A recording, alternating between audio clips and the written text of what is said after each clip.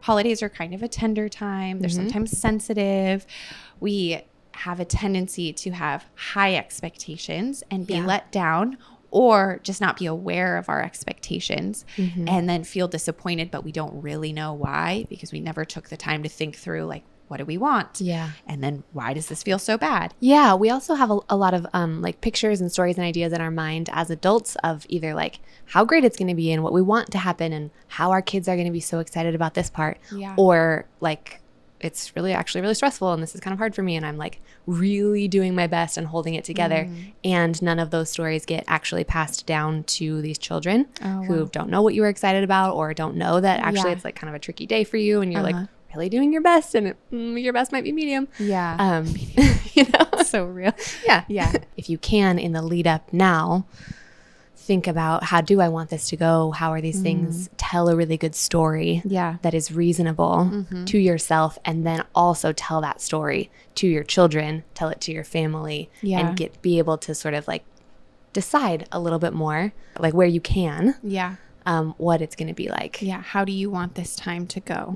Right. To you who are listening, who maybe feel some pressure because now that we have kids, it's like we're responsible for their memories and their traditions. I mean, these are things I thought is like, oh my gosh, I have limited time, limited Christmases with these kids, and they're going to look back and I'm going to be responsible for how this all feels to them.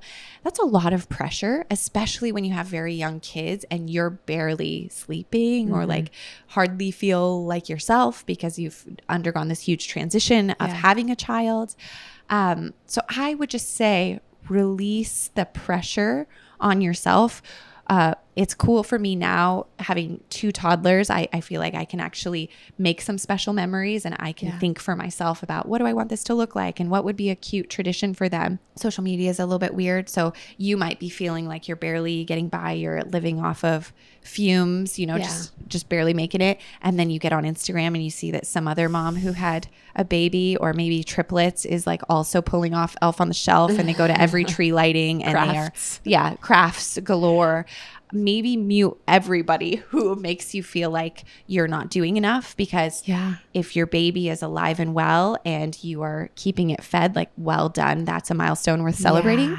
And eventually you're going to feel ready to tap into whatever holiday memories feel special for you. I love the idea of a nice evening holiday mute on just everybody who you follow as sort of like an aspiration or out of obligation, just being like, first off, let's start by clearing out everybody else's stories about how this or the stories that I'm telling when I see these things. Yeah. If you're not able to be inspired by them, if you're not feeling like you're connecting to even their celebration, sometimes there's people in my life that I love and I'm like, I'm really happy they're doing so great. And I don't think I can see it right now. I'm feeling pretty weak. I still want to get on there, but I just don't want to see everybody living their highlights when I'm feeling a little low. Yeah. Not enough to unfollow, but just enough to mute for a few days. You can mute and unmute at will. No one will ever know. There's no limit. Yeah. You can mute them today. You can unmute them tomorrow. Yeah, that's right. Yeah, I like that. Just a nice little New Year's unmute when it's all behind you. Yeah, that's real. That's a good idea. I'm into that. I'm really into that. Yeah, my first little note is about just like the idea of setting the stage. And I feel like that's a good first one, actually. Like, first, let's just clear this stage so that we know, actually, these holidays haven't happened yet. All my images, all my stories, all my thoughts about them, those aren't real yet. I still live now, here, today. So this is actually just like a clear stage that's ahead of me. It's future days. And right now, me gets to take some time, even if it's just a quick little second, and do a little check-in. Like, what do I want to happen? What will I say yes to and what will I say no to this Christmas? That's like, good. What will I allow to come in and what will I block from coming in? And I would just encourage everyone to take a moment, even just before you're falling asleep. Sometimes your like underlying self can come to the surface a little bit more then, and ask like, what do I want Christmas to look like? What do I want this year? Yeah. And like really feel free to just dream about it for a second. That's so cool. And some of those things without kind of trimming the wings of the dream too, without like trying to keep it within the parameters of what you can have. Sure. Like just take a moment to like hear the desire of your own heart. and breathe it in and That's synthesize really like, sweet. this is what I love about Christmas. This is what makes me feel joyful. This is who it would feel nice to be near, or just these sights to see. I want it to look green, or I want to see this person's face, or I want it to be I want so my home to feel like twinkly. this. Yeah. Twinkly, beautiful. I want it to smell great, like little and then big. Yeah. Just trying to hear your own desire of like, what would be beautiful for you?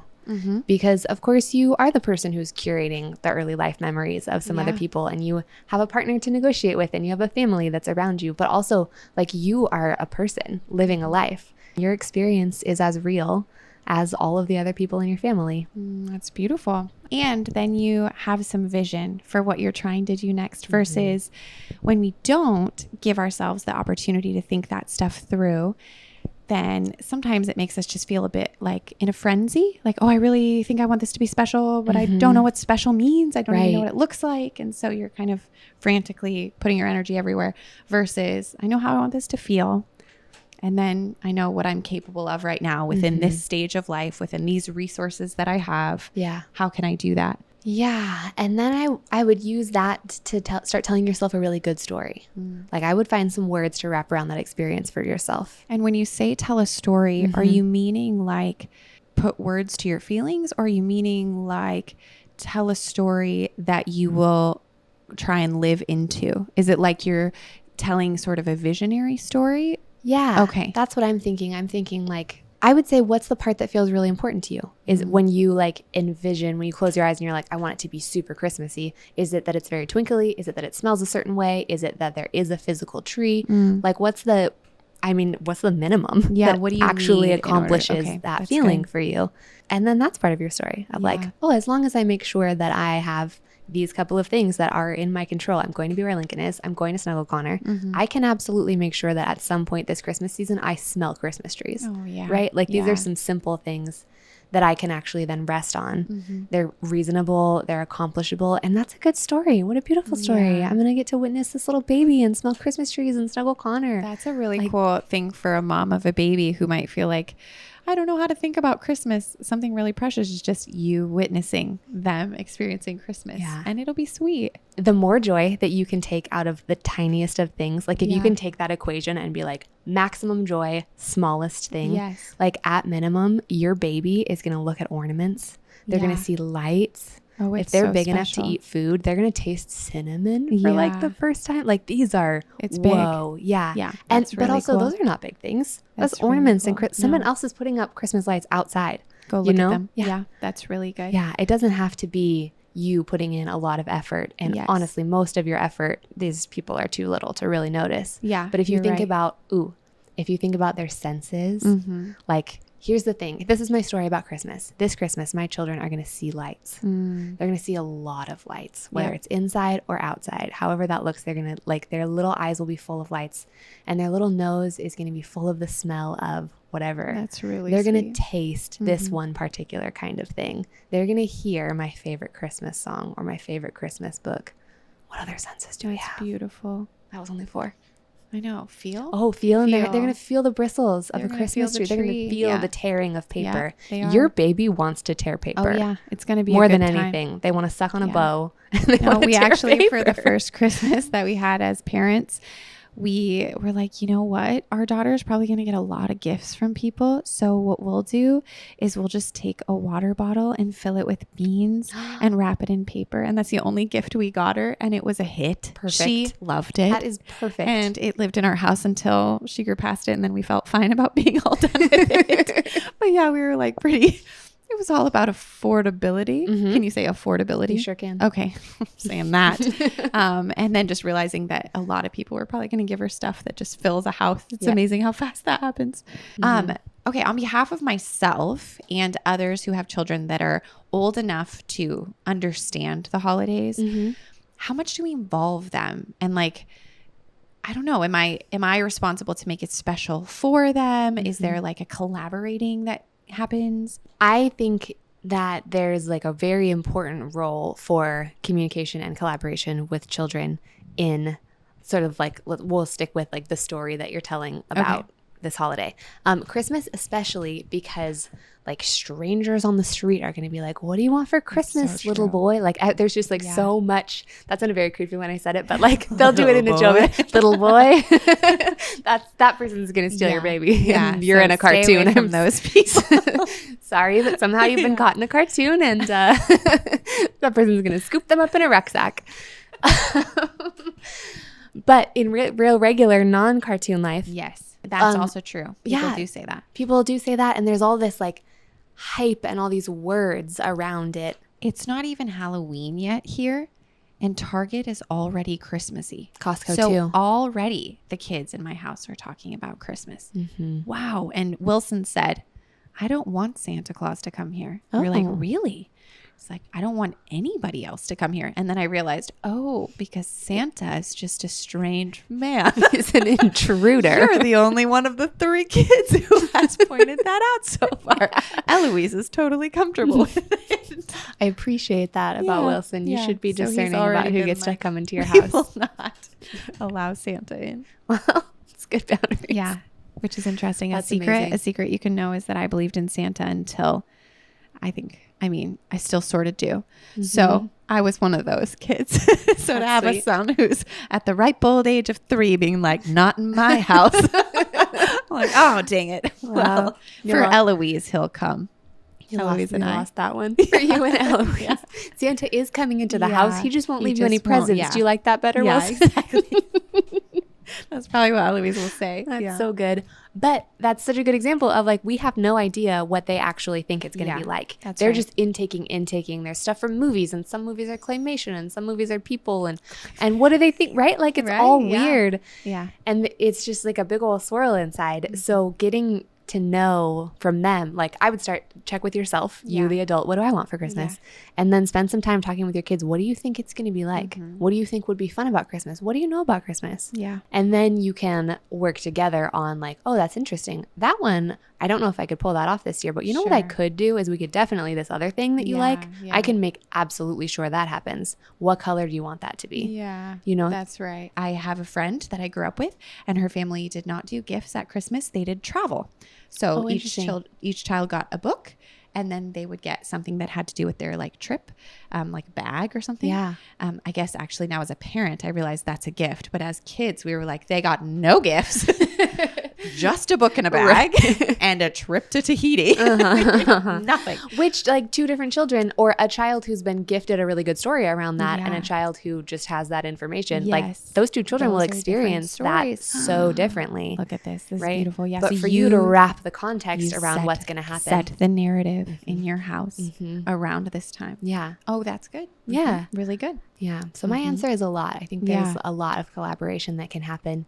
And then once you all have like the clear story that's being told, I'm not saying that your children are going to just like get all the way on board necessarily, but you've like set this expectation, then you can really arrive in the now and like put the full force of your joy and celebration behind the thing that you've decided on. Yeah. Something I love about the holidays that you're making me think, and I just think it's worth saying, is it's a really special time to let life be magical. Like life is hard, and we face a lot of stuff. And especially as you're raising your kids or managing your finances or figuring out your relationships, it's just hard. And I think it's so special how at Christmas time, things just light up and people are connected, and ideally we're around loved ones. And so if we can release the pressure and do this storytelling bit of like, how can I receive the magic that's available to me and my family at Christmas time? Because kids experiencing the holiday, it is magical. If you watch the holidays through them, it is magical. It's absolutely like twinkly, sparkly, whimsical. There's imagination. I have one child who throws ornaments. It's adventurous. I have another child who's obsessed with hanging ornaments. So every day there would be more ornaments on the tree because we had this like extra stash of ornaments, and she would just keep finding them and adding them. Fun. And there's certain things that like when it's just us in our grown-up worlds, we don't always easily tap into the wonder that life is. We just get into the seriousness of what it is. But holiday times are a great opportunity to look for magic, to create magic, to enjoy what's there. And you saying like use your children's senses to help navigate how you do it. Even for ourselves, like what would make our space smell good? What would make our space look good, feel good? All of that. I think it's so practical and doesn't have to cost a lot of money and doesn't have to cost even a lot of energy, but can be a really special thing when life is just, sometimes heavy. Yeah. You know what I do that's free? What's that? I take out my contacts to look at Christmas lights. Are you serious? Because my That's eyesight so is cute, really so then bad. they're blurry. And then they're big sparkly stars. Oh my gosh. I have never thought to do that. But okay, how blind are you? Only a little bit, just Oh, enough. dang. Okay, like what's your prescription? We're really going with this. That's a super good question. I don't know. I have an astigmatism in one eye, so my depth perception is really bad, and it just makes all the lights get like an actual little star around them. So cute. My eyes. So it's like -5.5, which basically just means I can't see a thing. Like if my glasses are here and they fall down there, I am crawling around like a blind mouse looking for them. Yeah, but I have never considered taking out my contacts to look at Christmas lights. I can't tell if it would be magical or if just like disorienting. Like, I don't know where I am. We'll have to do an experiment. Yeah, I'm hoping that one day I get surgery that makes my eyes 20/20. I don't know. Maybe I'm not hoping that. Can't really tell. I also sometimes hope for a boob job since we're here, but I also might never do that. Yeah. So sometimes you just hope for stuff. It's Christmas is a hopeful time. Whether you're hoping for sparkly lights or a boob job this Christmas. Whatever you want. It might be available to you. It might not. Just find what you can have. Maybe it's like a nice little push-up bra. True. Yeah, those are much cheaper. Yeah. Yeah. If I'm organized, then I just know that I go from this thing to this thing to this thing. And it's almost like it's planned for me. Yeah. But I'm not very good at that. And it's not even just that I'm not very good at it. There's too many things on the plate. So I think it's like, sure, I'm organized to the level that I can be, but then there's just all day long, like, did you do this? Have you remember this? Oh, I need you for this. Hey, have you thought of this? This came up. And so then it is the like floating, okay, can I get through? And I'm sure like they're going to be listening to this, or we're going to listen to this again when the holidays are happening. And there is a similar thing of like, oh, this person needs something. Oh, this came up. Do you want to do this fun thing? Oh, this is happening. Oh, this kid's sick. That's been us lately. Right. So-and-so's not sleeping. One of them's sick. Other one's just switched to a different bed, so they're not sleeping. So you add this like nighttime element of chaos that then you are propelled into your daytime chaos with less sleep and fussy kids and a fussy dynamic in the marriage. And there's like, Merry Christmas, Happy Holidays. It's just I guess what I'm saying is I receive the spell. I receive the reminder to be engaged with the present because that's what we have. We don't have other things. We have this thing right now in this moment. Kind of weighing that, I don't know where our listener is in their stage of life, but very likely we're all doing this to some degree. We look at a list that's way too long and we can't help but feeling like we're failing at it, and we're like dooming the things that are yet to come because of the thing we're currently doing. Which is powerful magic, by the way. Yeah. To be like looking forward at something and being like, you're already crumpled. Yes, this is already bad. Yeah. Yep. And there is power in turning to our partners or our loved ones or whoever's right there and saying, here's a good example for me with it was Sean and Becca, who are both in our house right now. Sean, obviously, and Becca's visiting, but I'm carrying a lot work-wise. Some health stuff's going on, and Halloween was coming. Right. And I had this great idea for what we were going to do, but then it was sort of falling apart. And so to be able to say to them, I kind of feel like I'm failing at Halloween. Like I sort of feel like, not that anyone put the pressure on me, but like I feel like there's something there. These are their magical years of life, and I'm not able to provide the magic that they want or deserve or something. It's not even like they want. It's not like they're coming to me saying like, make my Halloween amazing. Right. Yeah. And so then for those two grownups to carry it with me, like, oh, cool. Well, here, Sean will make dinner. Becca's going to grab a sheet and make a costume. She's a ghost now. That was easy. Let's go out and see what we can figure out. Yeah. Julesie's not feeling good. So, okay, Sean's going to take Jules. We'll take the bigger kids because we've been working, so we didn't go out yet. And it was this really cool collaboration of everybody who cares about everybody. We all care about everybody involved. Let's make this evening special. Yeah. And if I had just sat with my own feelings were like, well, you're already failing at this, and now it's your responsibility to make sure everything gets done, the people in my life wouldn't have even wanted me to do it like that. Totally. If they could hear me think that, they would have interrupted me and said, please don't think like that. That's not real. Yeah. So yeah, just like the openness, or you asking Connor to help with meals so that you could do these other things. That's love anyway. And it turns out in that circumstance, what you needed was actually not more time. Yeah. What you needed was some assistance from some other people. Time was actually fine. Yeah. And you had plenty of time. There was plenty of space. Exactly. Nothing was squeezing you. Yeah. You needed some support in this really particular I would have way. needed more time if I actually was going to do all of these things by myself. Right. But why do that? And to those of you whose kids are really young still, you don't have to carry holiday magic by yourself. That's something really important to remember. You might be the one between the two of you, between you and your partner, or between you and your in-laws, or whoever, who feels more of the magic inside of you. Like I know what that's like. Between Sean and I, I'm definitely like the twinkly lights one, and like the smells and all of the things. But when the kids are little and you are the main one nourishing them with your body or handling sleep or whatever, this is a great opportunity to hand off some of the holiday magic to the other people in your life and trust them with it and say, like, here's some things that I love to do. Could you lead the way on this? Could you drive us around and we could look at lights, or, you know, do the things yourself? They do rise to the occasion. The people in your life will, even if they're not naturally that way, if you help them, they will help you. Help them know what you need. I feel like what you're describing is actually like an economics principle about like the specialization of tasks. Sure. Of being like, you could do all the things. Yeah. Some people have specialized skills. Yeah. If those people go and do these tasks that don't require their specialized skills, they're actually not available for the thing that they're really great at. True. And organizations and operations, and like all the way from a family up to like corporations to like nation states, right? Like if we organize tasks to keep the specialized skill person in their spot, right? Yeah. Just the things that like really only I can do. And there's a bunch of them. In fact, too many.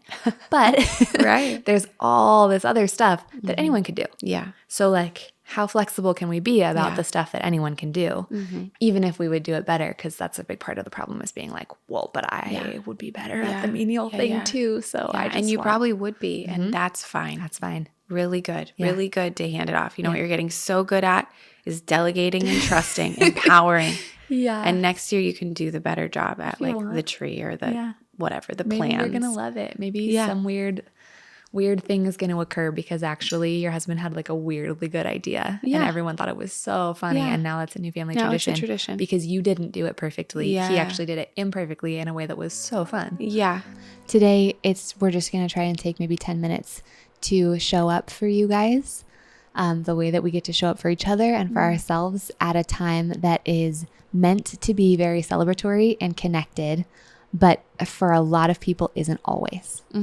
A lot of the time people go into this time feeling like it should be one way and it isn't, because there's been a loss, because there's complications, because we don't have what it seems like other people have. And there can be this sort of terrifying feeling of not sharing the same reality as everyone else. But in truth, most of us have really complicated lives and complicated families. And I think very few people experience pure bliss and joy at a holiday. And so we just want to touch base to say, like, we know that this isn't always the celebration and the freedom and the joy and the connection. Yeah. Or it might be both. It might be an amazing week and a really heart-achy week. Yeah. And it's allowed to be that. And if there's anything I know about social media, it's that sometimes Instagram tries to fool us into thinking everybody else has got this great. Their decor is perfect. Their family life's amazing. Marriages are thriving all over America. Food is delicious. Food is home cooked and amazing. Babies are sleeping through the night. Toddlers are dressed perfectly and thriving. You know, there's just so much. And then your reality doesn't look like that. And we just want to say, nobody's does. That's all just a little curated glimpse of a moment. And you also have a lot of really beautiful moments that if you put them out there, you could tell the same story. But we all know that there's a lot more complexity to this life than those highlights. Yeah. It's complex for me. It's full of, it used to be very, very wonderful. And then for a while it got very painful. And now there's been a lot of healing. So it's a mixture. Okay. But for me, it's that journey of going back into sort of the past place with the past people and feeling like in some places there are ghosts and in some places there are holes. And in some places it's very connective, but very new. Yeah. Also, who I am is very different than who I was when I was in that space. And so there's just a lot in there. Yeah. And I have a little blessing that I wanted to read for all of us. It's from John O'Donohue, who was an Irish mystic. Okay. He wrote this beautiful book of blessings. It's called To Bless the Space Between Us. And there's something in here for almost everything. So I hope there's something in here for you guys. I've never had you read me a book, but I imagine this to be really magical. I think you're the type of person I would want to read me something. So I'm glad we're here. I'm excited. It's poetry, so we'll see how I do. Okay. This one is entitled, if you end up loving it and want to go find it, it's called For Someone Awakening to the Trauma of His or Her Past. And though we're talking about something a little broader than that, I think the words are powerful. For everything under the sun, there is a time. This is the season of your awkward harvesting, when pain takes you where you would rather not go, through the white curtain of yesterdays, to a place you had forgotten you knew from the inside out, and a time when that bitter tree was planted, that has grown always invisibly beside you, and whose branches your awakened hands now long to disentangle from your heart. You are coming to see how your looking often darkened when you should have felt safe enough to fall toward love. How deep down your eyes were always owned by something that faced them through a dark fester of thorns, converting whoever came into a further figure of the wrong. You could only see what touched you as already torn. Now the act of seeing begins your work of mourning, and your memory is ready to show you everything, having waited all these years for you to return and know. Only you know where the casket of pain is interned. You will have to scrape through all the layers of covering, and according to your readiness, everything will open. May you be blessed with a wise and compassionate guide who can accompany you through the fear and grief until your heart has wept its way to your true self. As your tears fall over that wounded place, may they wash away your hurt and free your heart. May your forgiveness still the hunger of the wound, so that for the first time you can walk away from that place, reunited with your banished heart, now healed and free, and feel the clear, free air bless your new face. That's beautiful. Yeah.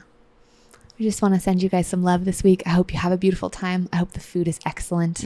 I hope there are moments of poignant joy and where you need them, really free and open grief. Yeah. The picture that was coming to mind as she was reading is, when your little one is struggling in some way and they're crying really hard, and in that they come near to you and you hold them tight. I had this experience this morning with my youngest. She wasn't feeling good, and I was in no rush to get past that because the closeness was so good. And it's a bit ironic because I do want her to feel better fast, but I don't want the closeness to go away.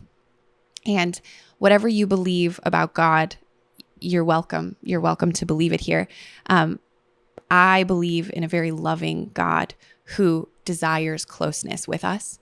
And I feel like one of the ways we get to experience that, unlike the really high, wonderful times in our life, is when we are really grieving inside or suffering inside or needing kind of that type of care when your little one falls and just needs to be held. And so I hope for you this week that you are surprised by the intimacy you feel with divine love, with the one who made you and loves every part of you. And you might experience that love through your partner, through your parents, through your children, through a warm drink in the morning or your favorite dessert after a meal. But I hope that you will look for that in the midst of the pain you're feeling and really find it. I think that the more we look for things, the more we see them, right? There's even science behind that. Look for the love that loves you a lot. Yeah, I think for me this year, because that's all very mysterious to me at this moment in my life, I'm going to take that for myself and I'm going to hold me. Yeah. Like I'm going to hold the past beautiful. me who's feeling those things. Yeah. It's another way people say it is like parent yourself. Yeah. So rather than you feeling big feelings of sadness, grief, heartache, missing someone who's no longer with you, feeling like you don't have the capacity to provide the family memories that you would love to. That's a common thing I hear amongst new parents is I used to be so good at holidays and now I don't even feel like I have the strength to wrap my brain around this or prepare anything. Be gentle with yourself. Be the type of person to yourself that you are to the little one who cries and you scoop them up and you hold them and you comfort them and you tell them it will be okay. The way that divine love that I'm speaking of could hit your heart and hold you is through you doing that to yourself and giving you permission to feel those things and still enjoy the week. It doesn't have to be this huge, heavy week. If it is, that's okay. But it doesn't have to be that. You can be held and enjoy yourself and feel all this big stuff too. Yeah. And in whatever way it's possible, we're here with you. Yeah. Yeah. And if you are looking for a community, like in real time, you want to connect with some other parents and talk to them, even about loss, we have an online community in Very Good Mothers Club. It's a paid membership, but there's a free trial. You could even just use the free trial for this week if you need it and go in there and connect with other parents who are experiencing their own sadness, grief, loss, or just get practical ideas for how to make this week better. They're in there. We're in there. It would be great to connect with you. So we'll include all of the information right below in the show notes or if you're watching it on YouTube, I'll include it below.